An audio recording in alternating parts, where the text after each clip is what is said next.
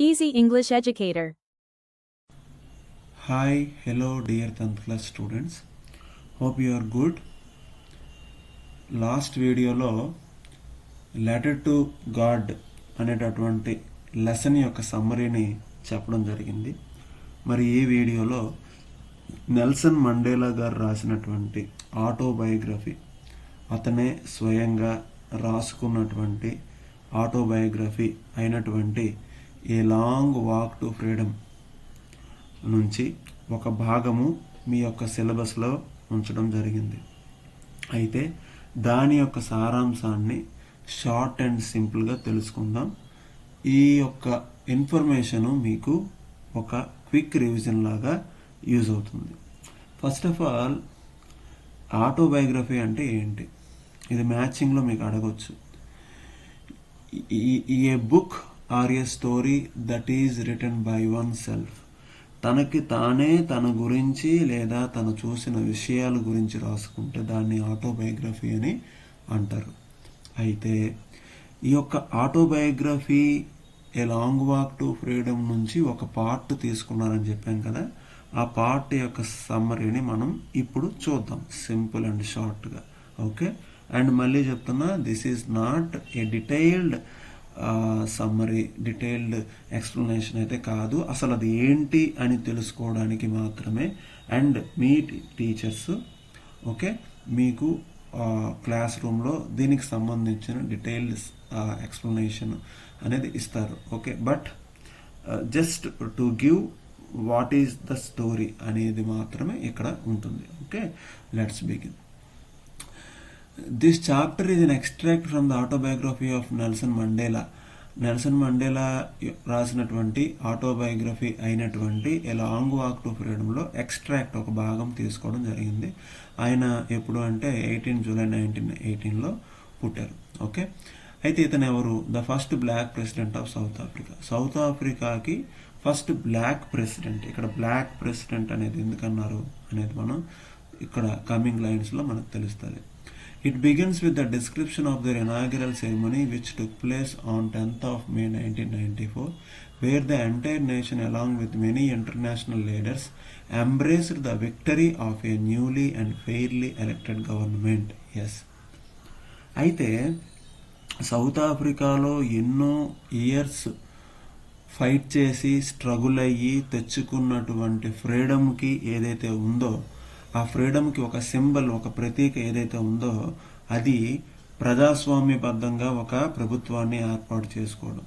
ఆ ప్రభుత్వాన్ని 1994 మే 10న ఏర్పాటు చేసుకుంటున్నారు. దానికి చాలామంది ఇంటర్నేషనల్ లీడర్స్ వచ్చారనమాట. Okay, yes.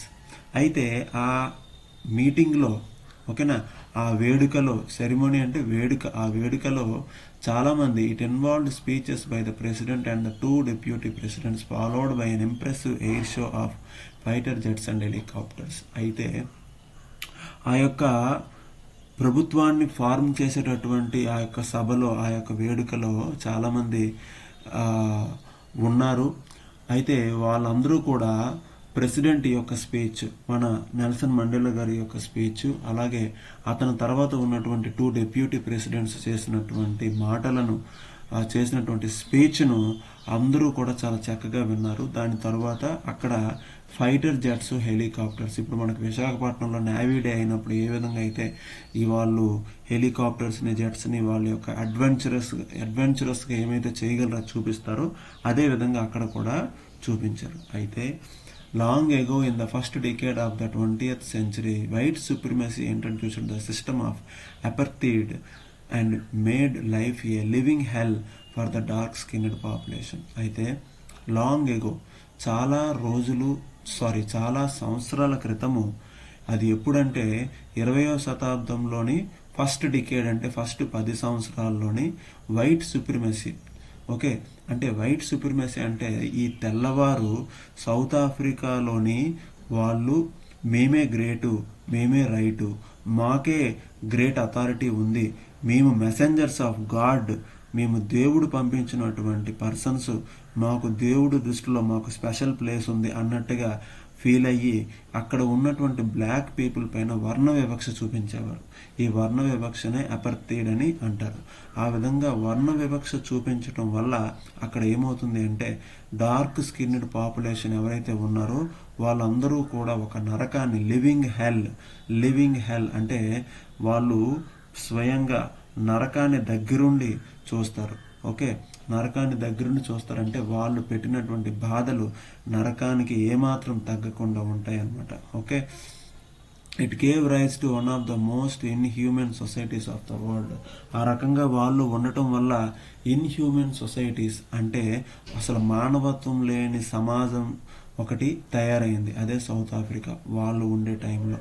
అయితే many people have struggled and sacrificed for basic human rights. అప్పుడు ఎప్పుడైనా సరే మన కార్ల్ మార్క్స్ గారు అన్నట్టు ఎప్పుడైనా నువ్వు చివరి వరకు వెయిట్ చేయి, నీలో ఉన్న చివరి సహనం కోల్పోయినంత వరకు వెయిట్ చేయి, అప్పుడు ఆటోమేటిక్గా తిరుగుబాటు అనేది మొదలవుతుంది. ఆ విధంగా వాళ్ళు కూడా పడ్డారు, చూశారు, స్ట్రగుల్స్ ఫేస్ చేశారు. And finally they started revolution. విప్లవాన్ని మొదలుపెట్టారు. వాళ్ళు విప్లవాన్ని మొదలుపెట్టి వాళ్ళకి మాకు బేసిక్ హ్యూమన్ రైట్స్ ఇవ్వండి, మాకు కనీస మానవ హక్కులు ఇవ్వండి అని అడిగారు. ద ఆథర్ అంటే ఇక్కడ ఎవరు? Nelson Mandela expressed his desire to thank all those freedom fighters who could not live to see this autumn day. అయితే ఈ విధంగా ఈ సందర్భంగా నెల్సన్ మండేలా గారు ఆ ఫ్రీడమ్ ఫైట్లో ఎవరైతే పాల్గొన్నారో, ఎవరైతే పార్టిసిపేట్ చేశారో వాళ్ళందరికీ కూడా థ్యాంక్స్ చెప్తారు. మీరు లేకపోతే ఈ ఫ్రీడమ్ అనేది లేదు, ఈ యొక్క ప్రభుత్వం అనేది ఉండేది కాదు. అలా చెప్తూనే మీరందరూ ఈ యొక్క ఫ్రీడమ్ని చూడటానికి ఈ యొక్క ఆటమ్ డే అంటే శరదృతువు, అంటే మంచి వెన్నెల కాసేటటువంటి సమయము, ఇది చూడటానికి మీరు లేరే అని బాధపడుతూ వాళ్ళందరికీ కూడా మరొకసారి థ్యాంక్స్ చెప్తారు. He referred to the citizens as the greatest asset of the country. Citizens అందరినీ ఏ విధంగా ఫీల్ అవుతారు అంటే వాళ్ళు దేశానికి ఉన్నటువంటి గొప్ప ఆస్తిలాగా ఫీల్ అవుతారు. It is these people he gathered his courage from. అయితే దేశంలో ఉన్న యువతను చూసి ఈయన కరేజ్, ధైర్యాన్ని అతనిలో పెంపొందించుకున్నాడు. ఎందుకంటే ఒక యువతగా ఉన్నప్పుడే ఆయన ఫైట్ని స్టార్ట్ చేశాడు ఫ్రీడమ్ గురించి. అండ్ ఆ యువతను చూసి ఆ యువత భవిష్యత్తును మార్చడానికి, ఆ యువతకు దిశానిర్దేశం చేయడానికి he wanted to show the direction and support to the people of youth in south Africa. Okay, so వాళ్ళే ఇతనికి ఒక రకమైనటువంటి మోటివేషన్ ఇచ్చారు, ధైర్యాన్ని ఇచ్చారు. Mandela believes that courageous is not the man who is fearless, but the man who has overcome fear. Mandela దృఢంగా, బలంగా, డెడికేటెడ్గా, స్ట్రాంగ్గా నమ్మేది ఏంటంటే ధైర్యవంతుడు ఎవరంటే భయం లేనివాడు ధైర్యవంతుడు కాదు, భయాన్ని ఓవర్కమ్ చేసేవాడు. భయాన్ని ఎవడైతే అణిచివేస్తాడో, ఓవర్కమ్ చేస్తాడో, దాటవేస్తాడో, పక్కన పెట్టగలడో, కంట్రోల్ చేయగలడో వాడే నిజమైన ధైర్యవంతుడు అంటారు. అలాగే he also mentioned the two responsibilities every human has and how in order to fulfill his obligation towards the society, his obligation towards his family was neglected. అయితే అతని దృష్టిలో ప్రతి వ్యక్తికి కూడా రెండు రకమైన బాధ్యతలు ఉంటాయి. ఒకటి ఫస్ట్ ఫ్యామిలీని చూసుకోవటం, రెండోది సొసైటీని చూసుకోవటం. అయితే అతని విషయంలో మాత్రము సొసైటీని పాపం ఆయన కొంచెం తక్కువగా చూసినప్పటికీ, ఫ్యామిలీని ఆయన కొంచెం తక్కువగా చూసినప్పటికీ సొసైటీని మాత్రం చాలా చాలా చాలా చాలా కేర్ఫుల్గా చూసి, చాలా నేర్చుకొని, ఓర్చుకొని, పోరాడి స్వాతంత్ర సమరయోధుల్లోని ఒకడిగా మారి, ముఖ్యుడిగా మారి ఒక స్వాతంత్రాన్ని తీసుకొచ్చాడు south ఆఫ్రికాకి. He became a man of people when he realized that the idea of freedom was an illusion for him and people like him.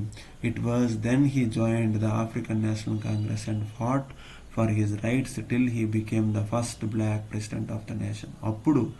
ఎప్పుడైతే ఇతను అప్పుడు దాకా ఫీల్ అయ్యాడు నాకు స్వేచ్ఛ ఉంది కదా అనుకోని, ఎప్పుడైతే ఇతనికి ఒక రోజు తెలుస్తుంది నాకు స్వేచ్ఛ లేదు, నా దేశంలో నాకు స్వేచ్ఛ లేదు, నాకు స్వాతంత్రం లేదు, అలాగే నాలాగా ఉన్నటువంటి బ్లాక్ కమ్యూనిటీకి స్వాతంత్రం లేదు, అప్పుడు నేను ఏం చేయాలి అని ఆలోచిస్తూ స్వాతంత్రం గురించి ఫైట్ చేయాలని భావిస్తూ he joined the African national కాంగ్రెస్లో జాయిన్ అయ్యి అండ్ హక్కుల గురించి, రైట్స్ అంటే హక్కుల గురించి, ఫాట్ అంటే పోరాడి, ఎప్పుడు దాకా పోరాడారంటే until he became the first black president of the nation. అతను black president of the nation. Okay, అతను ఒక బ్లాక్ పర్సన్. వాళ్ళ మీదే అణచివేత అనేది మొదలవుతుంది కాబట్టి, వాళ్ళే తిరగబడ్డారు కాబట్టి, ఆ విధంగా వాళ్ళకి స్వాతంత్రం తెచ్చుకోవాల్సినటువంటి ఆవశ్యకత ఉంది కాబట్టి ఆఖరికి స్వాతంత్రాన్ని తెచ్చుకొని అతను సౌత్ ఆఫ్రికాని వైట్ పీపుల్ నుంచి కాపాడారనే వైట్ పీపుల్ అనే కన్నా వర్ణ వివక్ష నుంచి ఆయన కొంతవరకు కాపాడారు. అయితే నెల్సన్ మండేలా గారి గురించి చెప్పాలంటే, ఇక్కడ స్టూడెంట్స్గా మనం, అంటే అందరూ స్టూడెంట్సే కాబట్టి మనం అన్నాను, even though I'm a teacher, still I should be like A student because learning is very important. అయితే నెల్సన్ మండేలా గారి యొక్క గ్రేట్నెస్ ఏంటంటే, ఆయన జైలు జీవితాన్ని గడిపేటప్పుడు చాలా వరకు కూడా బుక్స్ చదువుకుంటూనే గడిపారు. దానివల్ల అతను ఒక గొప్ప వక్త, మంచి స్పీకర్ అవ్వగలిగారు అనమాట. సో ఆ విధంగా చదువు యొక్క గొప్పతనాన్ని కూడా మనం ఇక్కడ అర్థం చేసుకోవాల్సినటువంటి విషయం ఉంది. According to him the oppressor is as much A prisoner as the oppressed. Oppressed అంటే అణచివేయబడిన వారిని అప్రెస్డ్ అంటారు. అప్రెసర్ అంటే అణచివేస్తున్న వాళ్ళు. ఇక్కడ అప్రెసర్ అంటే వైట్ పీపుల్, ఇక్కడ ద అప్రెస్డ్ అంటే బాధించబడుతున్న వాళ్ళు కాబట్టి బ్లాక్ పీపుల్. అయితే నెల్సన్ మండేలా గారు ఏమంటారంటే, ఎవడైతే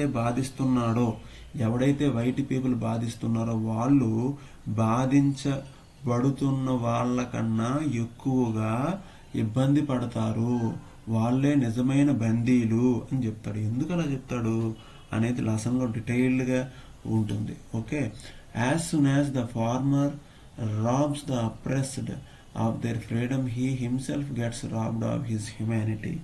ఎప్పుడైతే అణచివేస్తున్నవాడు ఎవడైతే ఉన్నాడో, ఎవరినైతే అణచివేస్తూ ఉన్నాడో వాళ్ళ దగ్గర, ఈ అణచివేసేవాడు ఫ్రీడమ్ని తీసుకోవడం అంటే దాని అర్థం వాడి దగ్గర మానవత్వం అనేది పూర్తిగా కోల్పోయింది అని అర్థం. ఎవరైనైతే బాధిస్తున్నారో వాళ్ళ దగ్గర ఫ్రీడమ్ని తీసుకోవడం అంటే హ్యుమానిటీని కోల్పోవడం, మానవత్వాన్ని కోల్పోవడం అని.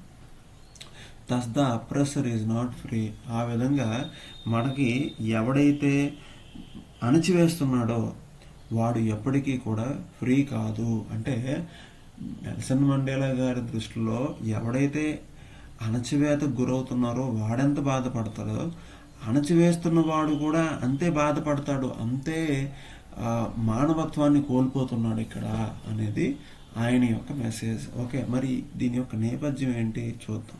ఇది జనరల్గా ఎగ్జామినేషన్ పాయింట్ ఆఫ్ వ్యూలో ఒక క్వశ్చన్ రావచ్చు దీనికి అనుగుణంగా, రిలవెంట్గా. The struggle for independence, equality and justice is the subject of Nelson Mandela long walk to freedom. అయితే ఇందులోని స్వేచ్ఛ, స్వాతంత్రం, ఇండిపెండెన్స్ గురించి, సమానత్వం గురించి, న్యాయం గురించి ఇందులో ఉంటాయి.